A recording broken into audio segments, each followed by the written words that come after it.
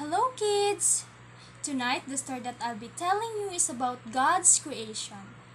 Because some kids do not know all the parts of this story, so you listen well, okay? But before I start the story, I want you to close your eyes. Okay, close your eyes. So, what do you see? Can you see something? Yes, you're right. We cannot see because it is dark.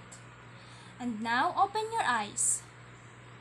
Now you can see the light. So this is the beginning.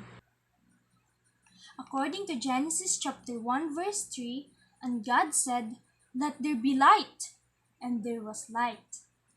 So on the first day of creation, God made the light and darkness. As you can see on the picture, there is color black and color white, and it represents light and darkness. So God called the light day, and the darkness, God called it night. So kids, when it is day, we can see everything, right? We can play, we can walk on the streets. But when it is night, it is time for rest because it is dark. So it was the first creation that God did. Next is the second day of creation. So God made the firmament.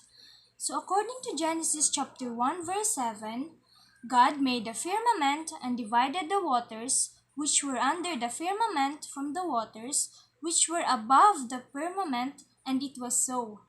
And God called the firmament heaven. So when you are outside your house and when you look up, you can see the heaven. And you know what, kids? There are three heavens. First is where the birds fly. Second is where we can see the planets, stars, moons, and the third heaven is where God lives. So it was the second creation that God hath made. What do you think that God made on the third day? Okay, look at the picture. You can see some flowers, trees, seas, and land. Okay, according to the Bible, God gathered the waters together unto one place and let the dry land appear. So God called the dry land earth, and he called the waters seas. Also God made on the third day those trees that gives us shade when it is hot, and those beautiful flowers we can see in the garden, and I know some girls really likes to pick it. So on the fourth day, God created those heavenly bodies. For examples are planets, stars, and moons. And you know what, kids? Stars are very large. But because they are so far away from us, they look so very tiny. But it shines at night. Also He made the sun to give us light at day and moon to give us light at night. Okay, next picture, you can see wind creatures and sea creatures. God made those creatures who live on water like fishes, dolphins, whales, sharks, crabs, starfish, and many more. Also, He made on the fifth day those creatures that fly. As you can see on the picture, there are birds. They are called winged creatures because they have wings. So what do you think will be the last? Okay, on the sixth day, God looked around. He saw nothing that could talk to him. Nothing that he had made could hear God talk to it either. God had made birds, but they would only knew how to fly. God made fishes that would only knew how to swim. So God said, "Let the earth bring forth the living creature after his kind, cattle and creeping thing and beasts of the earth, after his kind," and it was so. What do you think it is?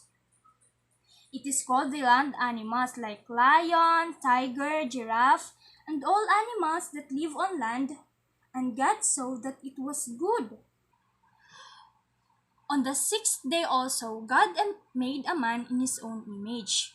He formed a man of the dust of the ground and breathed into his nostrils and breath of life, and man became a living soul and called his name Adam.